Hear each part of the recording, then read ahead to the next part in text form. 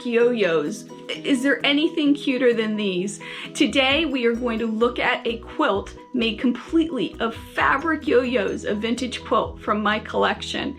But first, my name is Chris O'Neill from Sew the Distance, and I'm so happy you're with me today. So this quilt is incredible. I bought it at a thrift store for $9.99. As soon as I saw it, I ran towards it and snatched it up.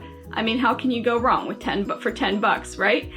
It is 70 by 80 inches, which means it's made up of 1,400 yo-yos, if you can believe it. All hand stitched, all handmade.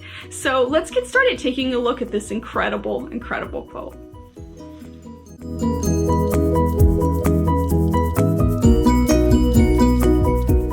So taking a closer look at this quilt, we can see that there are a lot of red fabrics throughout, and there's really no consistent pattern on how this quilt was put together. We see all different colors, we see duplicate blocks together, we see even values of blocks together or close to it. So it tells me, as a maker myself, that maybe this was an ongoing project that was from beginning to end just scrap pieces that he or she had in there as they were working on projects. So as they made maybe a blouse or an apron or even another quilt, they took those pieces and they put them in here, and it was just kept going and growing and growing from there on out.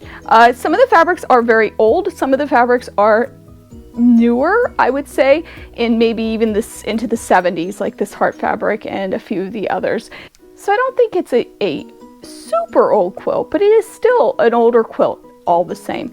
This person did use white fabric to hand stitch these together. If you pull these apart, you can see that they're put together really, really well. And here you can even see some of the thread coming through. And if we flipped it over to look at the back, you can see that this isn't as pretty. This maker just whip stitched these together and did not use matching thread. It was just white thread or whatever the maker had. So I also find that interesting. Another thing I want to point out, these yo-yos are not stuffed. So sometimes makers will take these yo-yos and they'll put stuffing inside of them. These are not, these are flat. Another thing I think is important to note is the way the lace was attached. It was attached by hand, and it was ruffled some, and it's circular. It went around it like this. Okay, and it gave a really cool look. If you look at it closely, it definitely gives a really cool, like, scalloped, ruffly look to it. There's also not only just cottons in this quilt. This is a polyester blend. Okay. And even this one looks or feels more like maybe upholstery fabric or something. It's a little thicker. So I really do believe, I have no way of knowing for sure, but in my heart as a maker myself, I believe that this maker did use just scraps as he or she went and finished projects and just put them into this quilt. It tells me that it's like that. There's a lot of signs of that, but who knows? I'm not positive. I hope you enjoyed looking at this. I think it's a really cool quilt. It would not keep you very warm.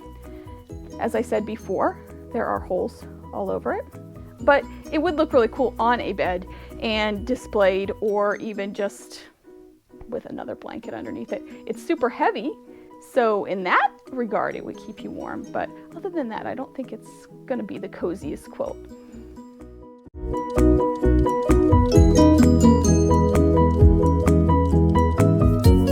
So what can we learn from this quilt? What lessons can we take away from looking at this, and maybe what the maker did or didn't do? First thing I'd like to point out is that this maker wasn't overly concerned about the back of this quilt. He or she knew it was a showstopper from the front, and that the back was not that important. Secondly, the threads didn't necessarily have to match, and I also think that's important because it didn't really take away from this overall quilt, the overall look of this quilt. It's still quite beautiful. And lastly, use up your scraps. this is something as quilters we need to do more of, or at least I need to do more of. Use them up, because I am sure that this maker looked at this quilt and was reminded of other projects he or she made using these fabrics. So what'd you think? Isn't that cool? All those yo-yos, 1,400 yo-yos put together by hand. I just love that quilt, and I'm so happy to share it with you. Next week I'll be sharing another old quilt, so make sure that you hit the subscribe button and the bell to make sure that you get alerted when I do post it. I have a few new things coming up I can't wait to share with you, and I'll see you soon. Bye.